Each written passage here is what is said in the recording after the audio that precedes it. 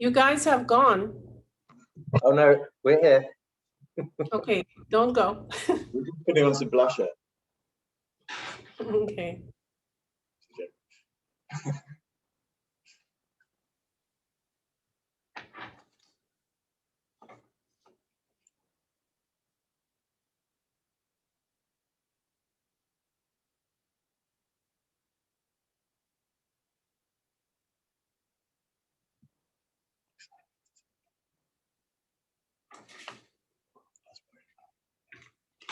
Well, it's looking like a bare fact.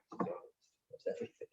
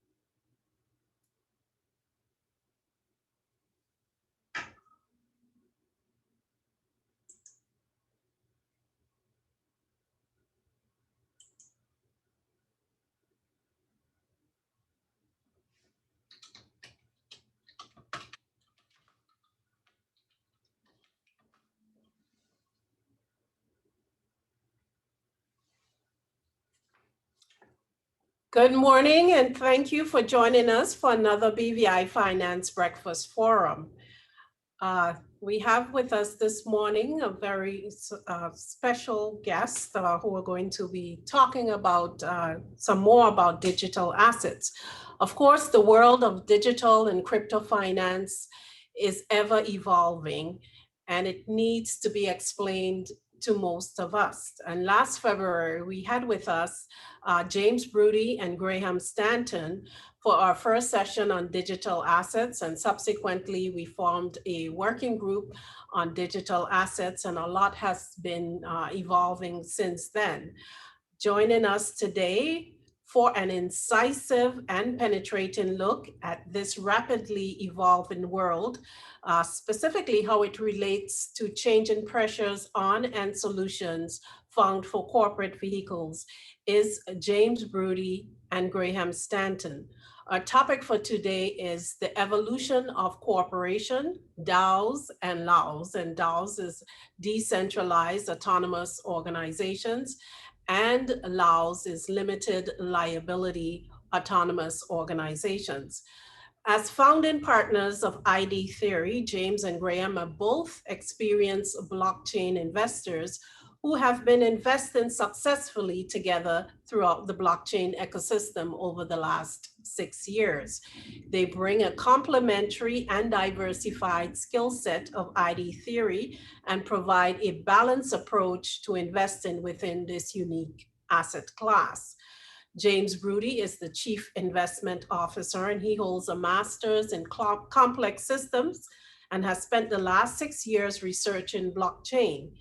He was previously the Director of Research, of Discovery Research at the NASDAQ-listed pharmaceutical company, where he spent the last 10 years developing cannabis-related based medicines. And perhaps he's going to help the BVI with their medicinal marijuana investments. And we also have Graham Stanton. He is the Chief Commercial Officer. Graham is an experienced commercial leader from the FX and payment space and a serial blockchain investor and enthusiast. Prior to co-founding ID Theory, he held the position of Chief Commercial Officer at global fintech business World First.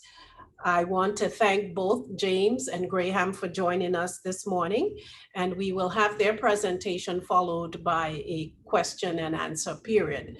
Thank you all for joining us for this session on the evolution of the corporation, DAOs and LAOs. James and Graham, please open your mics. Thank you very much for that introduction, Elise. Much appreciated. So we wanted to start with just a very quick recap of what we spoke about last February. At the time, the concept of DeFi, which stands for decentralized finance, was fairly new. And if you look at these two charts, at the bottom, you can see February the 19th is when we did the talk. We did some live demonstrations of the technology and how you can utilize it. And for comparison, the market capitalization of DeFi-based crypto assets at the time was 3.3 billion. Now that market cap has increased rapidly over the last year to 104 billion, demonstrating some of the growth we've seen in that sector. And another good metric is looking at how much value is actually locked in these protocols. And in terms of US dollars, that value has gone from 1.24 billion up to 53 billion. So we have seen really meteoric growth over the last year as this sort of narrative has embedded, and people have really utilized some of the benefits of this technology. Now, for those that are into blockchain at the moment, you'll be well aware that the buzzword at the moment is NFTs, non-fungible tokens. We will touch on that a little bit later in this presentation. But what we wanted to talk about is what we believe is going to be the next huge wave of innovation and adoption, which is centered around a formation called a decentralized autonomous organization that we perceive as the next evolution of the traditional corporation. Now, going back to the East India Company, we've seen innovation being consistent throughout corporate structures as humans try and organize around central ideas. Blockchain technology, we believe, has produced this next evolutionary step and has facilitated the creation of these new organizations called DAOs. This evolution, we believe, presents a very attractive opportunity for the BVI to take a lead and capitalize on what we believe is going to be new members and new organizations that want to utilize this technology. The goal today, hopefully, is to explain what this change is and highlight the benefits, but also some of the disadvantages DAOs have versus their traditional counterparts. We're going to dive into some real world examples of DAOs in the wild, and hopefully, if the technology holds up, do a little demonstration of how we're actively participating in one such DAO. Yeah, we're also going to highlight where specifically we think the opportunity lies for the BVI and how together we can mobilize to capitalize on that. Yeah, I think it's important to state that we don't see this technology replacing corporations in the same way that email and the internet hasn't replaced the post office. There's still the use of the post office in the real world. There'll always be utility for corporations. This is just a new technology platform that will allow enterprises and businesses that were previously impossible via leveraging blockchain technology and taking advantage of all the efficiencies that brings about. So humans, right back to kind of the Stone Age, have always organized themselves in small groups. And, this is known as Dunbar's number. Effectively, it represents the cognitive limit that we all have, or a number of people have to maintain social contacts and relationships. And that number sits at around 150. Once you kind of surpass that number, it becomes very hard to coordinate activities within a single group. The nation state came along, as did kind of feudal principalities as well. and the corporations that were built on top of these nation states. And they've actually allowed coordination of much larger groups of people to accomplish flying to the moon, the building of the pyramids, and even the creation of the internet itself. But even the most advanced corporations are still beholden to their shareholders, and they can't avoid things like the principal agent problem. So this is a conflict between a group of people who are authorized to act on behalf of a group, where the agent may act against the best interests of, for example, the shareholders. We also see rent seeking and other kind of poor behaviors that have emerged within corporate structures. And so, you know, we hope that blockchain can come along and address a lot of these issues. So where did it all start, the corporation? Well, it can really be traced back, as Graham said, to the Dutch East India Company back in 1602. Effectively, this allowed a group of individuals unknown to each other to engage in an enterprise to make money. And through the issuance of stock, you could get granted a claim on that enterprise and any of the proceeds that were generated as a consequence of its activities. So effectively, investors could invest in an entity, even if they didn't know personally the founders, and, you know, through double entry accounting, were assured that their investment was safe, and were it successful, then they would get a good return on that investment. And of course, these corporations allowed for different kind of stakeholders and shareholders. We had distinguished investors who would kind of sit back in Amsterdam and, you know, with lots of money and pay for these expeditions. And then we had the sailors and merchants who were taking high risk. Both of them had different risk profiles, both of them had different reward profiles, but we started to see organizations and coordination of large groups of people within these entities. That's led to today, where the concept of a global corporation is very normal. We've all grown up with these multinational corporations that operate without borders and have investors and members and directors distributed across the globe. And that is all through the benefit or the technological step, really, of double entry accounting. There are now something like $73 trillion worth of global equities, and so the evolution has come full circle, and it's now a normal process where we expect to invest in or participate in these global entities. So just a quick recap. I'm sure most of you are aware to a degree of what blockchain is. I like to think of it on a very simple basis as a distributed Excel spreadsheet that has computers that are consistently validating that every ledger entry in that spreadsheet is accurate and up to date. That data effectively is stored in a block and is linked in a chain, so that every blockchain has a link to the very, very first transaction, and every block that is formed is validating those new transactions in that ledger. Why that is important is that for the first time, we have no requirement to trust a third party for the validation of that information. And why that is important is that the cost of trust in our society, be that financial intermediaries, banks, insurance companies, etc., is, at the most recent sort of survey, is equivalent to $29 trillion in the US alone. So we are paying as consumers through the nose for the ability to not, because of the fact we don't trust the person that we're interacting with. So we place that trust in a third party. So it kind of goes back to what I was saying about, you know, tribal communities and Dunbar's number. Back then, we could trust everyone who we interacted with. As we've reached a global state, you know, we are interacting with people throughout the world who we don't necessarily know on a person-to-person basis. So this trust element has become very, very important for all kind of commercial activities globally. We've seen, you know, over the last 5 years in particular, where that trust in central parties has either been abused or misplaced. And one of the benefits that blockchain confers is that we no longer have a single point of failure. We no longer have a sort of data warehouse that can get hacked.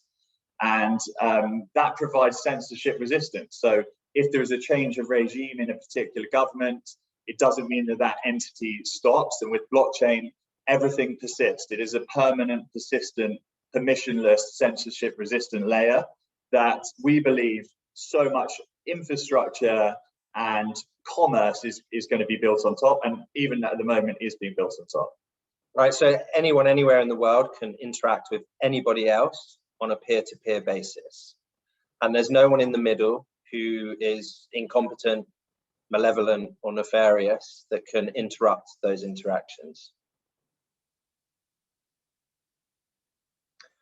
So I want to just quickly talk about smart contracts, because they're really integral to understanding what DAOs actually are and what they can achieve.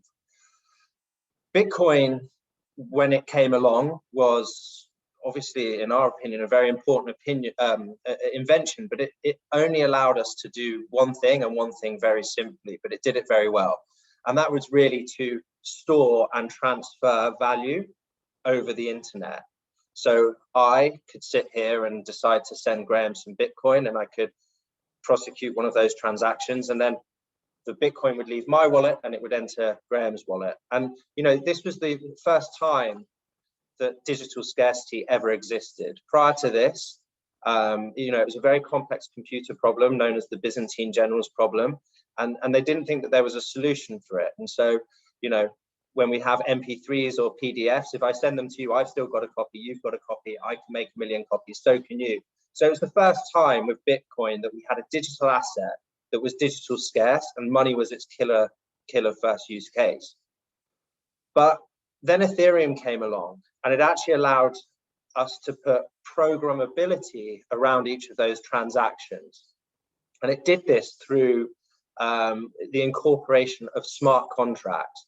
So now, if I decided to send Graham some Bitcoin or crypto assets, I could actually put clauses around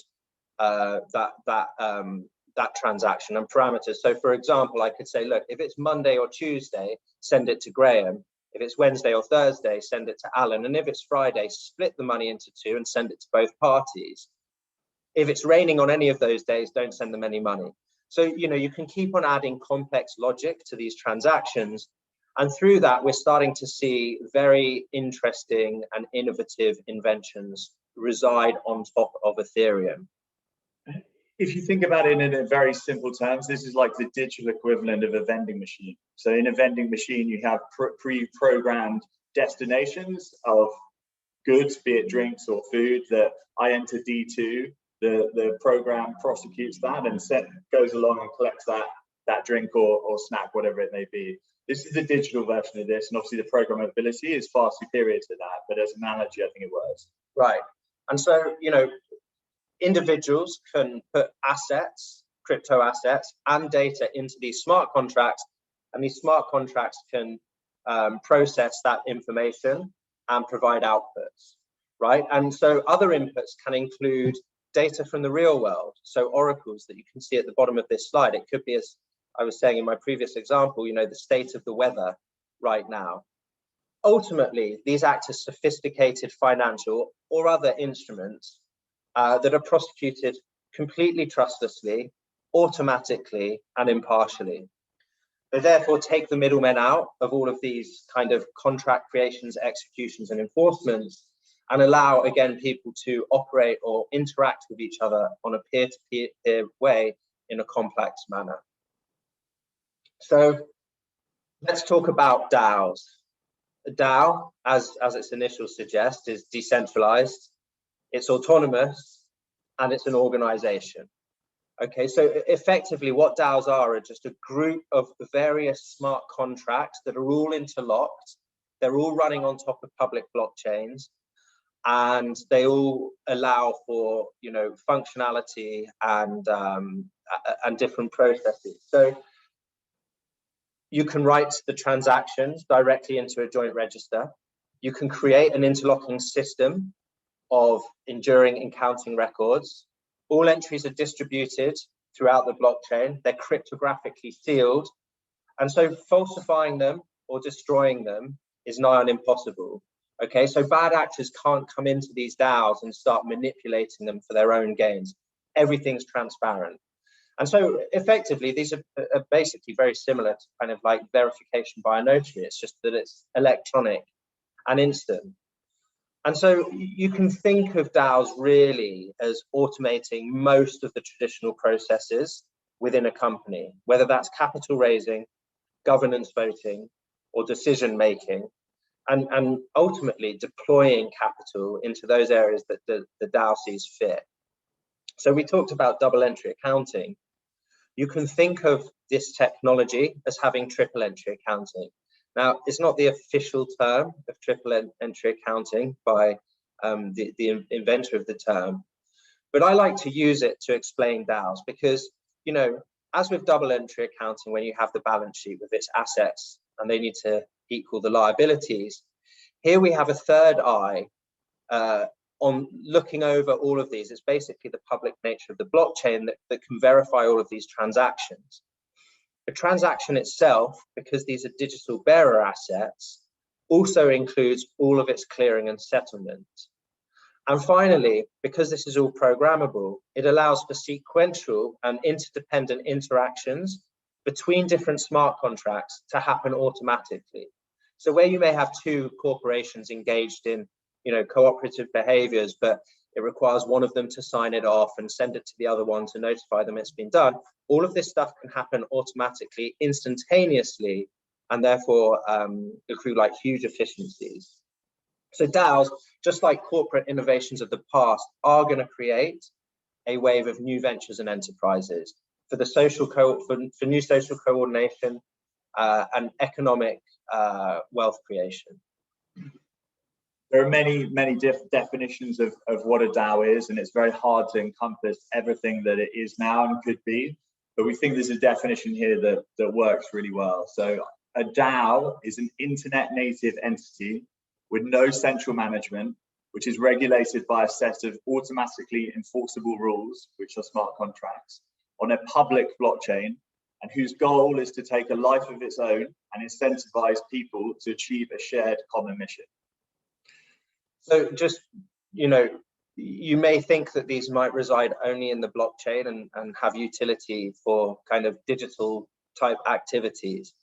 But we're seeing real world DAOs now engaging with real world contractors who live off chain and who are employing them to create products for them that the DAO can then either utilize themselves or charge others for the services. And why we're so excited about this is that last point about achieving a shared common mission. How many times have any of you thought of an idea and thought, oh, wouldn't it be good if someone did this? And the reality of that is that there are people all around the world that are having very, very similar ideas that have the requisite skill sets to better deliver those ideas. But the idea of trying to find them, form a company, form some trust agreement where they enter into a traditional structure is almost impossible, and therefore it never happens. We see a world in which through technology, you can create these DAO structures almost instantaneously and go out to niche groups of individuals throughout the world to bring them into that idea and you know, formulate around a very transparent, trusted technology, which enables you to raise capital, to vote, to make decisions, and to deploy that capital into whatever it is that you want to fix. And so just think of things like plastic in the ocean, or, you know, niche problems that you're having in your particular region, or, you know, and want to find out if there are more people that are having that same problem globally. So that is why we think this could be extremely huge, that when people realize that they can formulate these ideas overnight, create a structure to work towards that goal, I think we're going to see this surge in DAO creation and DAO activity.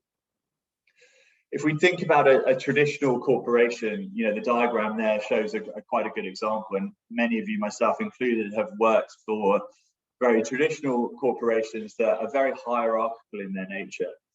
And there are many inefficiencies within that, i.e. moving between the layers, getting promoted, demoted, etc., recognizing talent that is stuck in a layer that is potentially below where they should be, and also centralizing the power at the top of that pyramid can sometimes prevent the innovation that may be happening lower down the stack. And so when we come to decentralized autonomous organizations, we have a very flat structure. So it is a member-owned organization, you know, similar to sort of an LLC type structure where everyone comes in at a similar level and can contribute in many ways, not just in terms of capital. And so what you have effectively is like the formation of an instant meritocracy where people are valued based on their contribution from the word go, as opposed to joining a system in which they have to do a certain number of tasks and please a certain amount of people to get to a point where they have enough power to actually do what they wanted to do. So the traditional organization is primarily committed to their shareholders, and with the decentralized autonomous organization, the commitment is to each other, and the contribution can be in many ways beyond just capital. And so, you know, it feels like the incentivizations are correct here, whereas with a corporation, it's just incentivized to make money at the behest of everything else, and that's causing great problems in the world at the moment.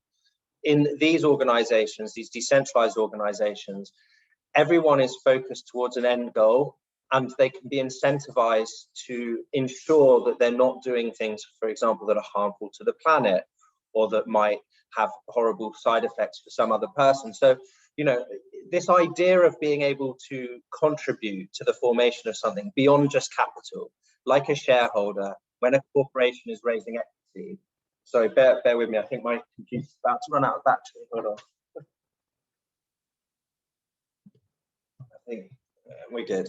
Unlike a corporation, you know, shareholders that are just giving money to a corporation, contribution can literally be anything. So I worked in drug development, and I'll just use an example of this. You know, cannabis, right, can't be patented. So the pharmaceutical industry didn't really want to develop it. Now, there are lots of, you know, different medicinal products out there that are coming from plants that can't be patented, but there are also, you know, a lot of compounds sitting on the shelves of pharmaceutical companies that aren't being utilized and have now gone off patent.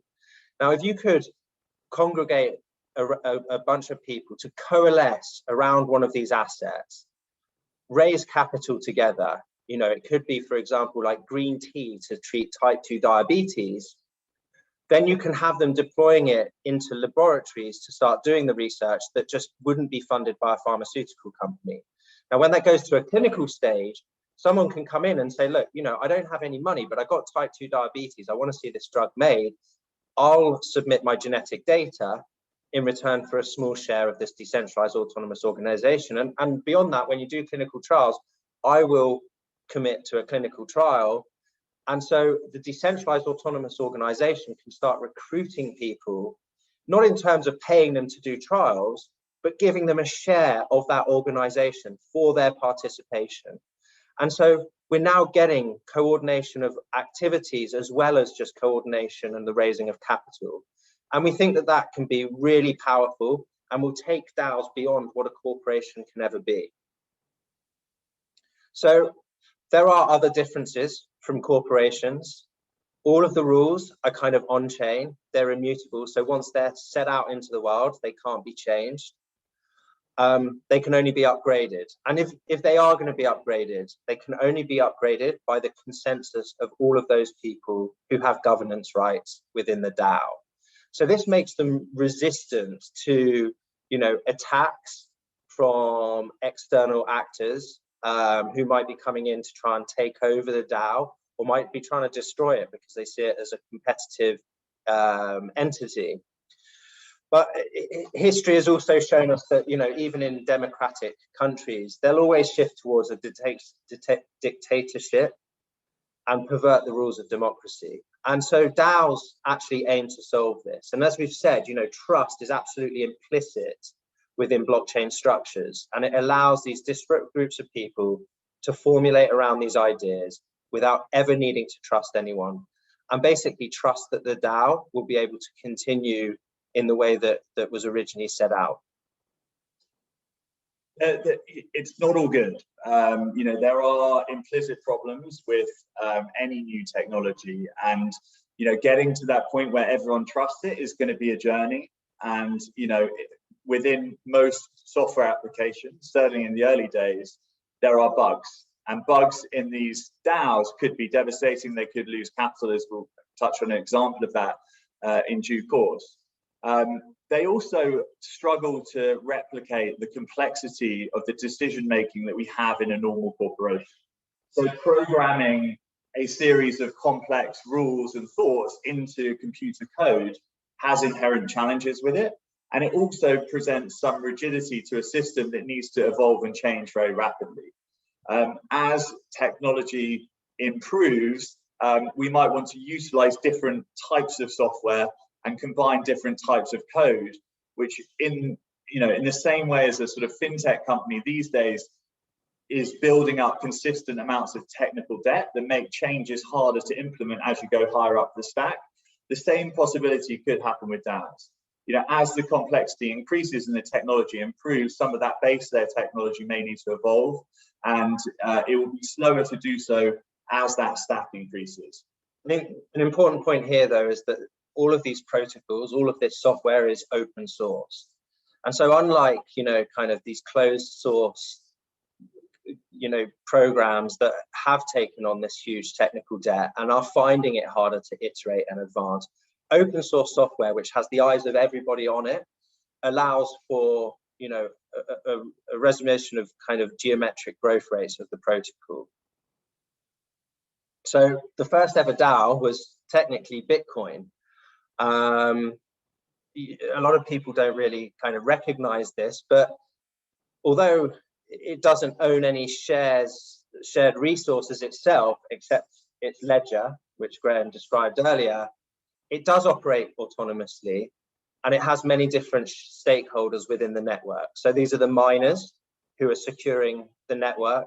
These are the users who are storing and transferring their assets on chain. And then it's the nodes who are prosecuting and validating all of the transactions.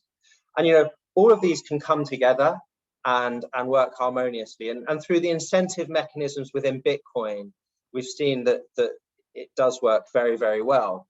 And actually, a reflection of how successful the network is can be seen through its increasing hash rate, right? So this is the computer power that is put into the network to secure it. And, you know, it's increasing at an ever expanding rate. So it actually consumes more electricity right now than the whole of Argentina. That is to say, there is more electricity going in to secure the network and to prosecute the transactions than the whole of Argentina uses. A lot of people think that this is a kind of crazy number. It actually pales in comparison compared to the amount of electricity that's pumped into, for example, the traditional financial network or the gold industry, and the seigniorage and printing and coinage of money. So the first ever DAO, in the sense of the DAOs we've been talking about it, was back in 2016, and it was launched on top of Ethereum, and it was called the DAO. It was essentially created by a blockchain startup company called Slock.it, who were trying to create basically locks for hotels and houses that could all be operated on chain. And, you know, they were really kind of ahead of the curve, because you could imagine the utility for this in something like Airbnb, for example. And so you would be passed the code to that lock on chain in receipt for, you know, payment or rent or whatever it is, and you would have it for a set amount of time. So all of this stuff was being managed by Slock.it. Now, they actually released a white paper simultaneously for this DAO structure called the DAO. And this diagram explains it. But essentially, it was a decentralized venture company that would take investments from Ethereum, create investment proposals, have them voted on, and then deploy that Ethereum. And so the first investment proposal was actually going to be from Slock.it. Now, the DAO itself had its own native currency, DAO tokens. The problem was that this was actually a security at the time as well. But there was a larger problem, and that problem was, as Graham had alluded to, bugs in the smart contract. So, you know, how did it fail? Well, it was technically one of the biggest ICOs at the time. It raised 12.5 million Ethereum. So it's about $150 million at the time. And you know, that is a huge amount of money now, over $300 billion. But as I said, the smart contracts, they weren't audited properly by Slockit. And as a result, there was a way to exploit the smart contract and drain money from it. And so that's what a hacker started doing. And, you know, to the horror of the community, we started seeing the treasury of the DAO. And I remember, because I was an investor in it, just being drained very, very slowly. Fortunately, the Ethereum community mobilized a group of white hackers who came in to take over or try and drain it themselves in a faster way. And so, you know, a large proportion of that capital was saved, but the hacker made off with a bunch of tokens, a lot of Ethereum tokens. I think, you know, millions of tokens, which was a large part of the total market cap of Ethereum.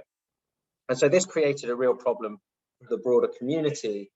And actually, it was decided by the Ethereum Foundation to fork Ethereum, and in the new forked version, to blacklist the hacker's account and reinstate the Ethereum to all of the DAO holders who had been victims to the exploit. But because this is code, we still had Ethereum Classic, which exists to this day, and has this philosophy of code is law. They have very different kind of investment groups. They're doing different things, but I think it's fair to say that Ethereum has been the more successful of the two networks, thanks to the quick actions of the Ethereum Foundation.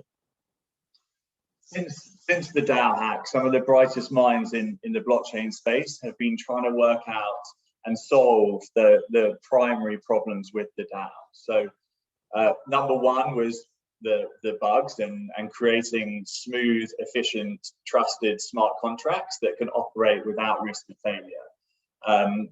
The second problem was this liability that the members had because of the fact that the DAO was actually a security. So those are the two central problems that have been worked on. And some of the pioneering work in furthering DAOs has been led by open law. Now, open law's sort of raison d'etre is to translate traditional legal contracts into smart contracts. They are a bridge that really enables a lot of this technology to flourish and brings it into traditional systems. So their work can't be underestimated. It's been fantastic, and they pioneered the very first LAO, which is a limited liability decentralized autonomous organization. So what it does effectively is the Delaware LLC. It provides limited liability to its members, and it is a for-profit entity with a similar goal as to the original DAO. So the goal is to raise capital from a distributed membership across the world of active Ethereum-based investors, and to vote and deploy that capital into the most exciting projects in the space. So what it does is less important than how it does it, but it does it on the basis of robust smart contracts with a legal wrapper that prevents and protects the investors in that entity. All the mechanics within that organization, as we will demonstrate shortly, are carried out through smart contracts, be it voting, funding, allocation of the funds that have been collected. And it is a pooled investment vehicle. So everyone is committing capital. In this case, it's Ethereum. And it's allocated to a range of projects across the blockchain space. But the goal of it is for profit, right? Yes, it's a use of the technology. Yes, it's a great test case, but it as an entity, its goal is to be profitable. It complies with US law, and to be on the safe side, it was only open to accredited investors, although we think in the future that hurdle potentially is not necessary, which would obviously open these types of entities up to a far wider base. It launched last year. We were founding members of the LAO, have been extremely active in its sort of growth and hopefully success. And yeah, its sort of primary goal is to build an internet native Silicon Valley. So one that serves and protects developers regardless of background or location. So it's actually raised over 15,000 ETH from 70 separate investors. And it's deployed 40% of that ETH from its treasury into 71 projects so far. So it still has over 9,000 Ethereum remaining. And here we can see 71 projects it's invested in. In the interest of time, I was going to talk about a few of them, but I won't. But it is an emerging success story, right? And so, you know, its activities are coordinated through Discord, which is kind of like an online chatting forum or group. We have our own group, and then we have different channels for certain things. So it could be new opportunities, governance decisions, the water cooler if we want to discuss something off topic. And then it has channels for each of the opportunities. And essentially people will bring opportunities into the LAO, some of the 70 members, or projects will sign up to the LAO. And it's within this area that we talk about it and we reach what's called soft consensus through online polling, essentially. So nothing's done on chain at the moment, except for the application by a project. And I'll show you that in a moment. You know, in this thing, we decide whether we want to talk to the team, we queue up the talks, we have them, and then we decide if we want to invest. If the decision is made or a member wants to invest in that project, they basically do an on-chain proposal of the project, and then all of the other members vote. Once the votes are tallied up, the project is either going to be funded or not. And if we've reached a quorum and a consensus, it is funded, and the money automatically comes out of the treasury and into the wallet of the project that it supplied when it signed up. So, you know, when Graham and I joined through ID Theory, each seat in the LAO is going for 120 Ethereum. I think that's when Ethereum was probably at about $400. They're now going for 310 Ethereum to very selected members who can give strategic advantages to the LAO. And that's, of course, you know, with the appreciation of Ethereum, is trading now at like 2,000. But, you know, at the time of writing, and the reason why it's so successful is that of those 71 investments on the last page, 15 of them have become liquid. And into those, we've deployed 16,070 Ethereum. The value of those 16,017 Ethereum at today's market rates is 22,130 Ethereum. Okay, so in ETH terms, that's a 13.3x multiple on the initial principal. In US dollar terms, those 15 projects are now worth more, actually 60% of the total value of the LAO. So the other 40% are the other, you know, 56 projects plus the other 60% of undeployed capital. So some highlights include Flow, Tornado Cash, which is a privacy network. Flow, by the way, is an NFT platform. Dodo, which is a decentralized exchange. Armor, which is an insurance layer. And Umbrella, which is an oracle. I described oracles in the smart contract page. They're data feeds. We're not saying this anyway to blow our trumpet. What we're saying here is, and trying to communicate, the value of this concept of a hive mind. So the reason the investments have been good, I think, and we think, is that there is a very, very robust filtering process, and there is a group of members that have very niche skill sets. So unlike what I guess expected when we first joined, was that there's going to be a lot of noise and everyone's going to be throwing their hat in the ring and have opinions about certain things. A project will come in, the experts that have relevant information towards that project will begin to dissect the project, and you'll go through a process of iteration and feedback, at the end of which, if the relevant people within the LAO have you know, are excited about the opportunity, more often than not, it's a great opportunity. And so this value of the hive mind is applying to investing here, but it can apply to anything, any major problem that needs solving. I think that relying on the sort of wisdom of the crowd through a vehicle like this is really, really important. So just very quickly to show you some live, a live demonstration of how this LAO works in practice. I'm just going to walk you through how, you know, a project that's looking for funding submits an application, how it's all done on chain, and then how that application is processed internally. Bear with me. So Metamask here is just a crypto asset wallet plugin to the browser. So it will allow us to, I'm on the wrong network, so bear with me 1 second. Okay, so essentially, if a project wanted to get investment, it would come to the website and it would apply. So project name, test, project website. I'm just going to just put random things in the interest of time.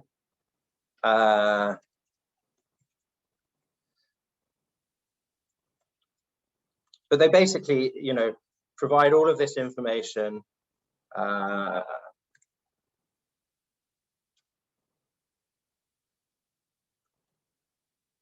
Does your heart? No. And I don't think we need to do any of this, right? Address where this, so this is the address where if the proposal is successful, the Ethereum would be sent directly. And then you just say if you want the proposal to be public or private. As LAO members, we can see all of them. It just might mean that the project's not on the project page. Now, if you look at the project page, as a member, we can look through these and we can nominate one of those. So I just click on nominate, and then I can basically sponsor this proposal. And then that's when the proposal goes into Discord and we have this kind of discussion around it. There are some investments here at the moment which are actually up for consideration. And so I'm going to show you now how quickly this will work. So voting no on Mason, this is something which I won't go into now, but we don't like very much. So we're going to vote no. And through Metamask, it's merely the signature cryptographically secured to signify that us with our wallet and as a member do not want to fund this project. There's another project here that maybe we do want to fund. In fact, we definitely do. And so I'm just going to do the same thing and vote yes for this project. This is an Ethereum staking protocol. Very interesting for when Ethereum 2 comes out. We would like to fund it. So it's that simple. Now, if this reach, you can see that the vote ends in 6 days. If it reaches a quorum on chain, the money will instantly be taken from the treasury of the LAO and deposited into Lido Finance's treasury. So look, the DAO ecosystem is growing really rapidly. We've got protocols and organizations that have their own DAOs. We have DeFi DAOs. We have investment DAOs. We've talked about the LAO. We've also got frameworks in which to build these DAOs. I'll talk about a few of them in a moment, but this is DAO software as a service. We've got tech-related developer grant DAOs, and we've got governance DAOs. We thought this was an interesting slide, symbolically, if anything, because if you remember the first slide, we talked about you know, very similar numbers in terms of the amount of, or the market capitalization of DeFi protocols. Well, if we look here at the AUM, so the assets under management within DAO structures at the moment, we're still very, very low. So $924 million is currently locked in DAOs. Now, take that with a slight pinch of salt, because we know specifically with the LAO here that that information isn't reflected entirely accurately, and it's just reflecting the Ethereum balance that is left over, not deployed. But that said, you know, there's 65,000 members in DAOs and under $1 billion in AUM. And we think in a year's time that will be materially different as these structures proliferate. I was going to talk about DAO infrastructure. I think just in the interest of time, we'll probably skip over, because what's more important for you to hear about are the benefits that a legally wrapped DAO can bring. Yeah. So in essence, you know, it allow disparate groups of individuals to coordinate around an economic idea, and hopefully do that as the technology evolves within a few clicks. It confers limited liability to the members, which is the absolute key priority here. It is totally transparent in terms of both the voting and the management. And so for governments to adopt and back this technology, there should be very limited risk, because they can actually dive into everything that's happened in that organization in a much fairer and cleaner way than some traditional corporations. As we touched on before, they have flat hierarchy and reward participation. So we believe the net outcome of that is that you have more efficient, fluid organizations. And that is certainly something that we're seeing from the inside. Investors need to know their tax situation, and these structures give predictable tax consequences.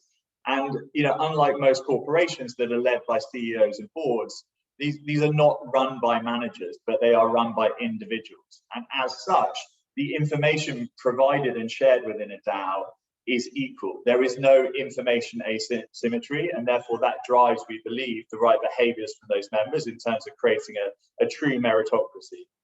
Anyone, in the current iterations of DAOs has the right to withdraw capital at any stage. So you have the freedom, you're not locked in.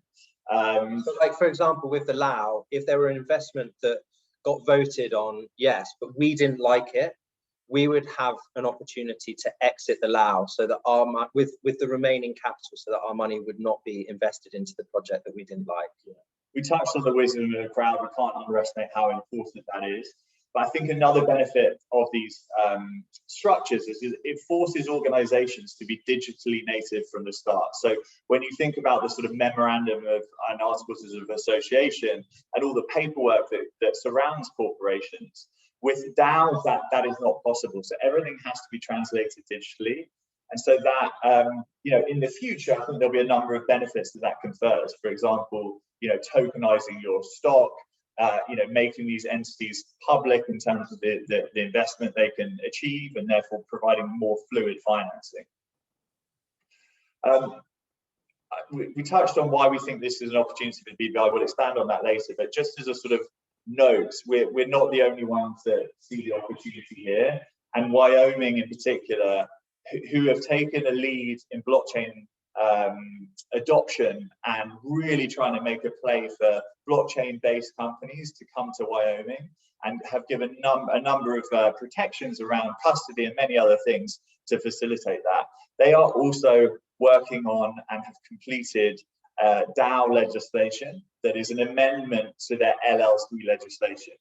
There are a number of changes we won't go into as to how they specified that to DAOs, but that is part of our working group, is to really analyze what they've done and how the BVI can not just replicate, but actually I think there's an opportunity for the BVI to create a more robust product than Wyoming potentially have at the moment. And one major issue I personally have with what they've created is that the state has the ability to dissolve the DAO if they suspect any wrongdoing. And we're big believers in decentralization and the benefits that confers, and having that sort of black swan event possibility, I think will be a limiter in terms of the amount of people that trust that organization. So I think there's an opportunity for us here to create a product that is potentially more compelling than what is out there.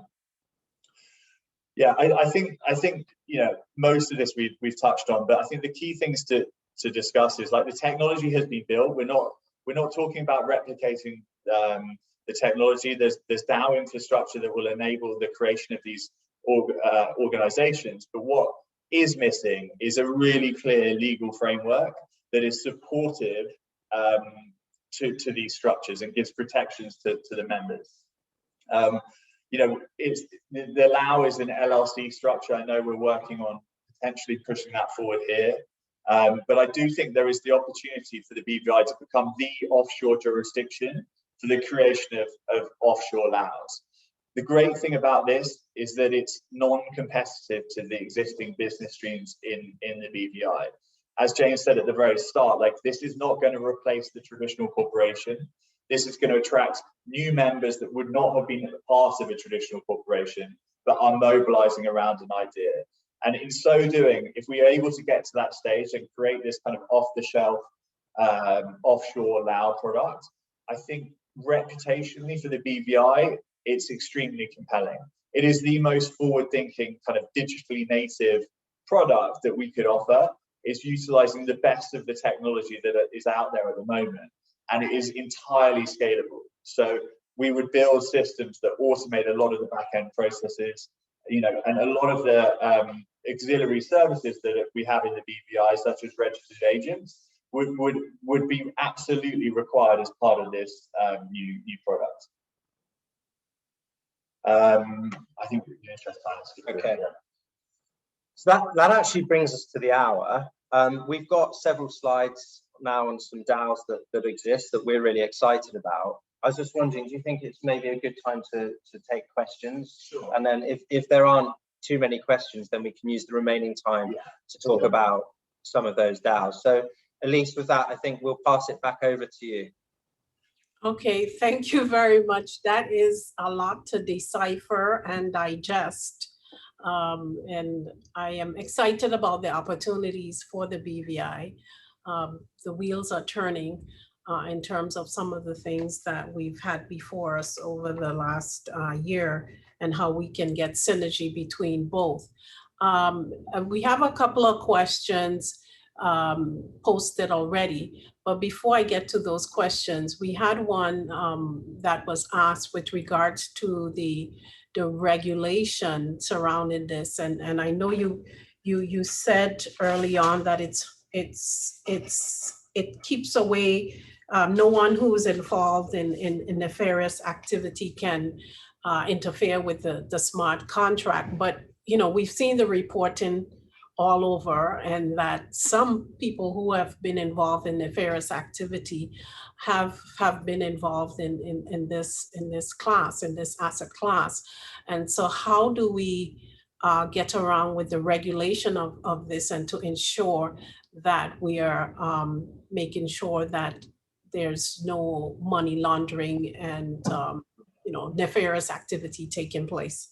So the first thing to say on that is every new technology is exploited generally by nefarious actors at the start.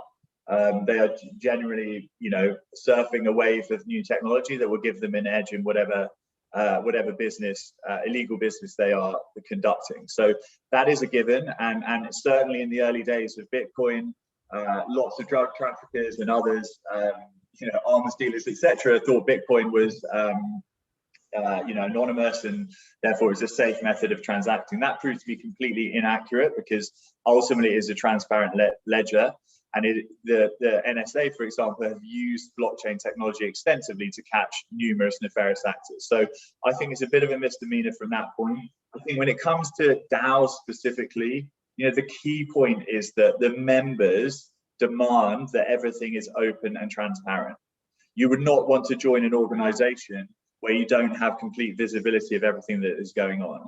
And so I think that is actually an advantage of a DAO versus a traditional corporation, where a lot of the transactions or votes or meetings are not held in a sort of transparent ledger. They're held sort of offline effectively. And so I actually think that that is an advantage of these structures versus the traditional corporation personally.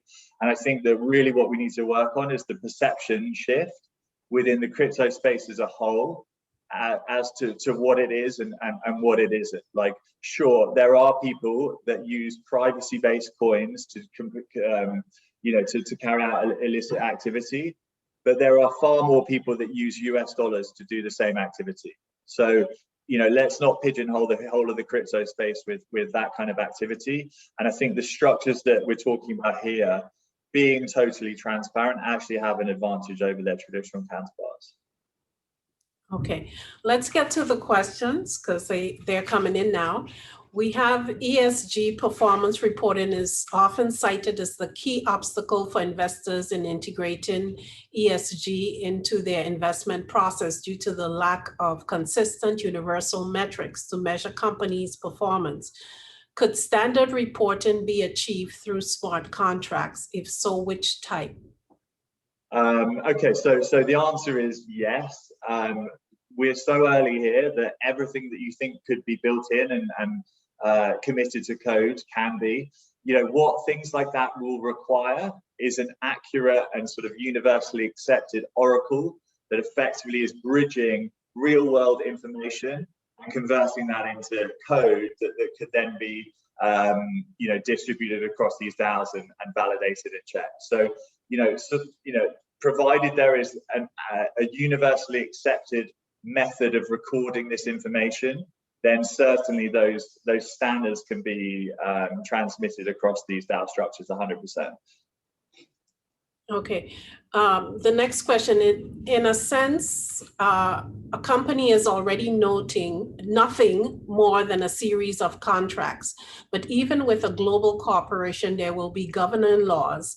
With a BVI LAO, would the governing law of the contract be the BVI? And if so, and even if you provided for things like arbitration, how could you ultimately oust the jurisdiction of the court to supervise the winding up or otherwise of the LLC wrapper? So, I mean, this is kind of the central challenge I think we had with the Wyoming legislation, like winding up one of these DAOs, depending on the jurisdiction, may be like a necessary compromise that has to be made. Ideally, instead of winding up the DAO, the ideal scenario would be that actually, if there was any suspect of wrongdoing, the benefits of limited liability would cease to exist, but the DAO itself would still exist. I do struggle with the sort of censorship element of this, but I think that can be, I understand that is necessary, but I think there are ways to manage that don't result in the complete destruction of that DAO. Okay, next question. What is the difference between subject to top-down human-based hierarchies and ruleless systems through a smart contract in terms of throttling innovation? In other words, why would a preset rule system be likely to allow more flexibility for innovation? So currently, these preset rule systems are very basic. I mean, you saw the example of the LAO. It's someone puts up a proposal, then it's voted on, and then the money's moved. When we're thinking about modern day corporations, there's no way that complexity can be handled right now. It will be able to, as these protocols and software evolve, and as new systems that have become battle tested come into place and get accepted by the community. But as someone who worked for a pharmaceutical company for 10 years that went from under 100 employees to over 1,500 employees, working in the innovation side, as director of discovery research, I can tell you now that as a company expands beyond this Dunbar number, innovation is completely and utterly throttled. And so I genuinely believe actually that these systems, because they're programmable, they are adaptable. And so they will evolve in the face of challenges, and the progeny will emerge that can, overcome any of the issues that their forebears had to deal with. And innovation is one of those things. So, Smart Kid in India might come up with a way of encouraging innovation in a system that has already kind of been throttled for that innovation. So I genuinely think, due to the programmable nature, the fast-moving pace of this space, and the fact that we might not be subject to Dunbar's number in the way that a corporation is necessarily, we're going to see much less throttling of innovation, and we're going to see innovation that wasn't possible before, just because of the benefits conferred by blockchain. What else? Yeah, BVI. What's the minimum amount? Okay, BVI can become a jurisdiction for offshore LAOs, you said. Are other jurisdictions gearing up at the moment? Well, I don't know that for sure, but Cayman certainly have been making a big play for blockchain and have come out with pretty clear guidance on a number of areas. I wouldn't be surprised if they're trying to do a similar thing. I don't think that's a problem per se, but we're as well to try and be first and create the best product to capture the biggest market share. I think the first mover here, or in this case second mover, but the first offshore mover, has a pretty distinct advantage. And so, yeah, I think we should focus on trying to be the first. As a follow-up to that question, you know, what do we need to be the first to move ahead in that space? Right. So the major thing that we need to create member-owned organizations is the LLC statute. And I believe that is underway. Once that is created, and alongside that, we can be working on the DAO amendment to that legislation. So that is a set of rules that are specific to this technology and to DAOs. And then the final part of it, again, you know, ideally working in alongside these other two streams, is to actually design and create that end product. So it would be very possible to get sort of a minimum viable product where there's a lot of sort of manual workarounds around the back end, and we could potentially get something out the door that, you know, puts a flag in the ground and says we were the first to do this. Really what we want to get is a tech-based platform that is a dashboard of sorts that can automate a lot of the sort of necessary filings and, you know, third-party service providers in the back end. But essentially for a member or someone wanting to create one of these vehicles, it is a tech-led platform. So that would be the dream, really, is just to get to a sort of like automated dashboard where you can almost drag and drop the elements that you would like in terms of like operating agreements. You specify the rules, you say how much, you know, the membership costs, how many members you want to have, etc. And you click a button, and in the back end, that has APIs that go to the relevant teams, law firms, agents here in the BVI that can then process that information. But from a user's point of view, they are basically creating a DAO in seconds. That would be the goal. Okay. So would that be similar to how you created the LAO? Yeah, I mean, it is like even with the LAO, like, you know, honestly, the LAO, I would put in the category of what that was the minimum viable product. So it wasn't an off-the-shelf product that we customized. It was open law that did all the manual work, sort of translating traditional contracts into smart contracts, programming this entity called the LAO, which we then joined. So it really was a minimum viable product. It is not a sort of centralized dashboard that gives the flexibility to create any kind of structure. And what they're, I believe, working on in Wyoming is the latter. Wyoming is trying to create a front end that allows you to have that flexibility to create basically off-the-shelf DAOs, but that doesn't exist yet. So, you know, it depends how fast we can move. There's kind of three streams. One is the legal side, and you know, full disclosure, we are not lawyers. We, you know, I would say it's a weak point for us. So we really are relying on, you know, the great law firms that we have here in the BVI to guide through that. Like, all we can do is help, you know, expand on the vision and sort of communicate as eloquently as we can what we think the opportunity is and what, as a user of these DAOs, we'd want to have as the end product. But I think it's three work streams that need to be run simultaneously to get to that goal. Okay, so we're working on the LLC. What else legally do we need to be working on? So we should also be working on like the DAO specific elements that would be form an amendment to that LLC. So I believe, you know, the LLC statute needs to stand on its own and be universal in time with the existing laws within the BVI. But none of those laws point to DAOs or these types of structures. So we would need to create a specific set of rules that apply to DAOs and have that as an amendment to the original LLC statute.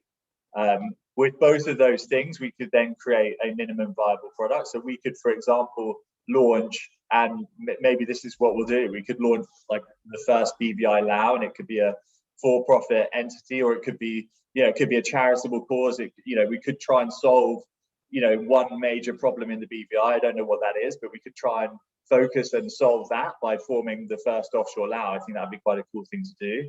And I think when we get to that stage, like, we can promote it, we can really come out and sort of announce it in a meaningful way, which will start developing interest and potential leads for the firms out here to start working on. as the sort of tech platform is built out. Like, I'm under no illusion of you know, how difficult that tech build out may be, but most of the technology is readily available. Most of it is open source, and we have some quite good introductions we can make in that regard. Okay. The question was, what's the minimum amount of investment? If you're meaning for like DAOs in particular, it's totally specified by the creators of those DAOs. If you're meaning our fund, it's 25K. Okay, so it's dependent on the investors. If it's a fund, it's 25K. For DAOs, you know, the creators of the DAO can specify, like, some of them might not require any capital, right? Like, you know, I could create a DAO tomorrow, I could fund it myself, and what the contribution that I'm asking for the members is actually some form of work. Like, I want people in 5 different countries to do X. That is their contribution that I will then allocate, or the DAO will then allocate shares based on that contribution. So it's not just, and I don't think we should sort of pigeonhole this as just like a capital raising mechanism for like for-profit entities. I think the biggest impact of this will be actually not-for-profit entities, where we can tackle some of the world's biggest problems. But no, I just, yeah, if it was a minimum investment in our fund, it's a completely separate thing. Yeah, that is 25K. You know, it's really important to just kind of hone in on that point. It is all about coordinating human cooperation. And that means contributions in ways beyond just capital. And I think that is the most powerful thing about a DAO. You don't need to have capital to become a stakeholder in one of these things. You can contribute services or products or some other thing, and then become a stakeholder and owner, and therefore participant within these DAOs. That's a really powerful notion. When we, you know, I just gave some very brief thing, a demo on the LAO about how investments come in and then how we make decisions. You know, there are other layers to it. So there's governance within the LAO. So for example, the LAO filled up very quickly at 120 ETH per seat. Some members took more than 1 seat. Our fund did. We own 4 seats in the LAO. But basically, it meant that there were 70 members. Now, under the LLC rules in the US, you can have up to 99 accredited investors. So, you know, we went through several iterations of working out, you know, how much should we sell these additional outstanding seats for, and who should we have come in? And through a bunch of governance votes, all on-chain votes, we as a group reached a consensus that we would like these strategic partners, and we engaged them, and that they could join us for 320 ETH per seat. So you get to change the parameters around a LAO or around a DAO whenever you want, as long as the people are voting and everyone's agreeing to how things should be done. I mean, you know, this is just a general principle of blockchain. If, for example, in Bitcoin, you know, where there are only 21 million Bitcoin available, if we wanted to change that to 42 million Bitcoin, we could put that out as a pull request into the code base.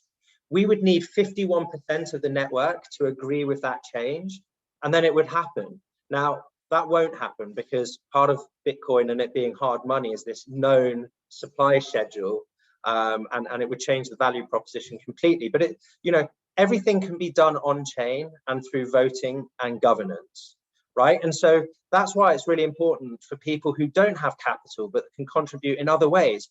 They have exactly the same say in the governance and voting as a member who just, you know, committed capital to one of these DAOs. Just to answer, there's a question here of how can we be sure that the Slockit experience doesn't occur with LAO projects. The honest truth is you can't. So technology does have its failings. However, we are all aware that over time, when the same technology is used for the same purpose over time and nothing untoward happens, there are no bugs, people build confidence and trust in that. And the exact same thing can be said of Bitcoin. In the early days, Bitcoin was a super risky investment. It's risky now in terms of the volatility, but it's much less risky in terms of a technological failure. And so trust has been built over time in the robustness of the ledger within Bitcoin. And we think a similar thing will happen with DAOs. There is like, there wasn't a massive, we were early in the LAO, and like we knew it was coming and really focused on it. But that was a risk. Like we could have, the contracts could have failed, but we were confident in the people that had built them and looked at the code and were happy with where it was. Now that technology is the sort of infrastructure now which people can automatically use and build on. So we're already building a track record of kind of robust technology, and I think over the years, as that progresses, I think people will trust it. And you guys who came to our talk last year may remember a protocol that we spoke at length, actually, and it is in essence a DAO. It's called Nexus Mutual. It's in the examples that maybe we'll get to, maybe we won't. We can buy insurance against those types of events. The DAOs can buy insurance. They can buy insurance against smart contract failings. They can buy insurance against Oracle failures, and a plethora of other different types of protections. So, we are seeing the emergence of very powerful insurance DAOs who are upending the insurance industry and really disrupting it. Because, ultimately, insurance cooperatives were, around in the early days. Yeah. So villages used to pool capital, and everyone knew everyone, and in the event of a fire or a robbery or anything like that, they would pay out that capital. And as villages turned into cities, it was very hard / impossible to scale that trust. And so what you had was the formation of centralized insurance companies to which everyone trusted their money. They would take a cut of those funds, and they would pay out in the event of a breach of whatever the insurance is against. With blockchain, it now enables you to better scale that trust. So, villages effectively in that same dynamic can be global entities that have thousands, if not millions of members in an insurance pool that is straight peer-to-peer. So there is no central party that is shaving off a premium on top of it. It is pure peer-to-peer. So that's just one example of a DAO tackling a major vertical within our current system that confers radical benefits in terms of the cost and efficiency versus their traditional counterparts. Another question here about if the LAO is created in seconds and it operates, as I understand it, like a member-driven fund, which is correct, how do you KYC in that time frame? So the LAO was launched instantly. It was a smart contract, which was mined on the Ethereum blockchain, and once that was live, it was live forever. We can go and see that. What wasn't instantaneous was the recruitment of the investors into the LAO. And as it is an LLC, it requires accredited investors, and open law served that function. In fact, open law acts as the administrator to the LAO. They are paid a service fee of 2% per year. And, as well as running the Discord, which I talked to at length, they do a lot of things behind the scenes to keep the LAO up and running. It really was a minimally viable product. We had a few issues around the governance modules that had to be changed. Gas costs on Ethereum, that's the price to do a transaction on Ethereum, have absolutely skyrocketed. And because these are intensive, data-heavy smart contracts, to sign off on one of these transactions for us was costing hundreds of dollars. So they've migrated to a signature-based signing off feature. I'm getting into the weeds here, and I probably shouldn't, but these things are constantly evolving. And I think that's the really, really important point. As problems arise, we see very innovative kind of solutions to these problems. The other thing that I think is really important here, I mentioned that this is non-competitive to existing businesses in the BVI. I think there are businesses here or types of businesses that will do very well from this, because as James mentioned there are other roles that are required for the operation of these DAOs. So for example, like a registered agent could add on a new function to their business, that they act as a sort of administrator of a DAO in some capacity, and that could be an option in the product. And so I actually think, and particularly for law firms, there's huge opportunity here. And as we said, the types of people that are setting up these organizations are not the types of people that would be setting up a traditional offshore corporation or a trust. These are sort of non-competitive new users in our view. We understood from the regulators, because the global regulators are very keeping close eye on this space, and are coming up with different regulatory measures to make sure there's sufficient, KYC, and there's no nefarious activity taking place. How are you preparing for the regulation of virtual asset service providers? Because we understand from the regulators that it is coming. Yeah. So, I mean, we're not preparing in any way. So, I mean, our primary job is running a fund. So that's our sort of primary thing. We're willing to help in any way this region requires to forward this or any other sort of blockchain-based initiative. I think, what you're seeing in the crypto world is that regulators took their time in working out how to regulate this industry. And I think that was the right move to make before acting. And it's very simple what they're wanting in essence. Beyond tax dollars, which I think is a very important thing which they're after, they are wanting to prevent money laundering and nefarious activity. And where most of that occurs is on exchanges. And so exchanges are going to be subject to increasing restrictions, audits, etc., that are, just going to be a normal part of life. And I think there's a number of exchanges globally that kind of exist kind of in grey areas. And I think those grey areas are firming up now. And so I think net, that's just a necessary action. This industry is never going to thrive if it still has this reputation for nefarious activities and money laundering. So if there's regulation that is aimed at stamping that out, then that's a good thing. Like, I'm sure the market will react negatively initially, but net, we actually see it as a good thing. So we're supportive, and but we're not actively involved in any kind of regulation. Okay, you talked about the importance of the reputation and the image and the earlier you also spoke about the perception shift.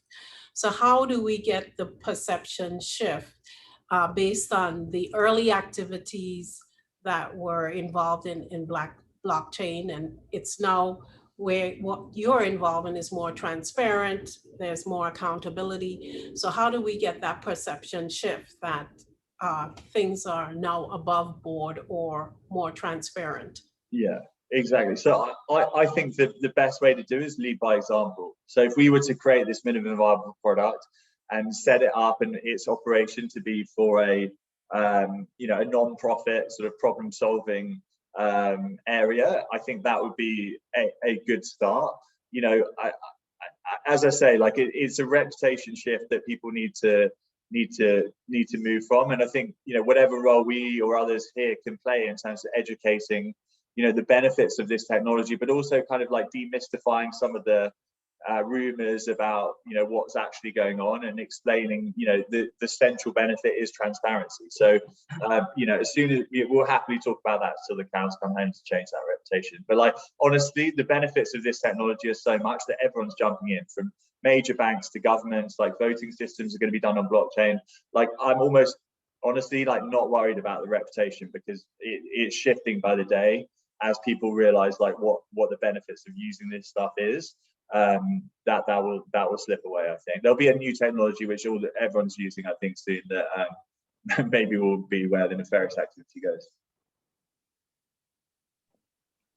Okay, I think we just have a couple more minutes. I don't know if you wanted to give some more examples as you had on the slide up on the screen, or we can talk about how does the BVI not let this opportunity pass. Yeah. So, I mean, I probably do the latter, but the examples we can do another time. Like,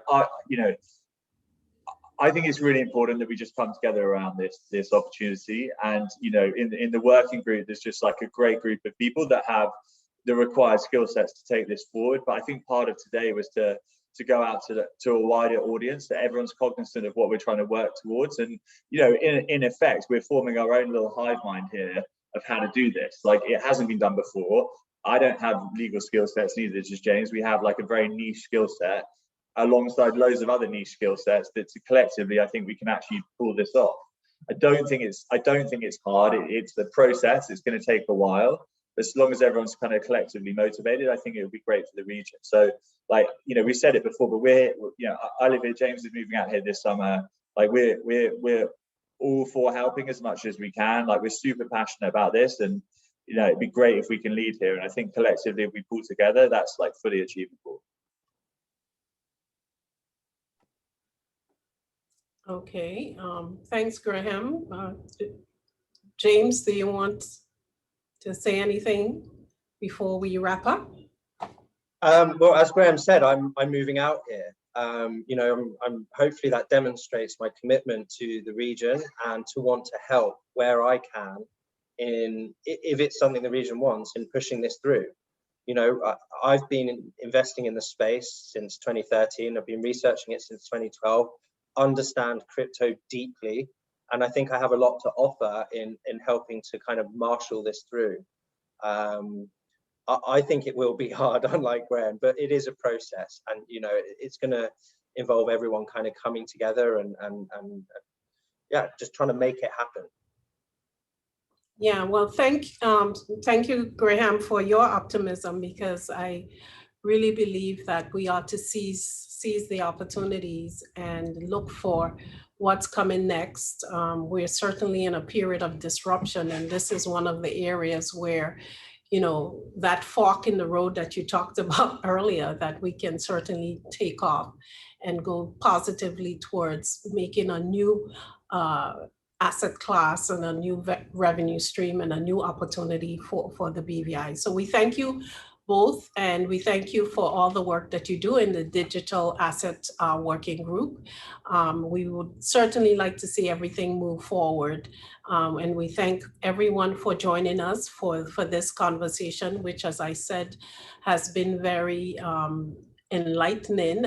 There's a lot to decipher, but also excited about the opportunities that we have. And let's avail ourselves of the opportunities. Let's take advantage of the resources that we have, and we have a tremendous amount of resources, knowledgeable people like James and Graham at our disposal on how we are going to do this. And so we thank them for joining us and presenting to us this morning, and we thank you for taking the time for being here for this very important discussion. This has been another BVI Finance Breakfast Forum. I am Elise Donovan for BVI Finance, and we thank you for joining us. Do have a pleasant day. Yes, goodbye.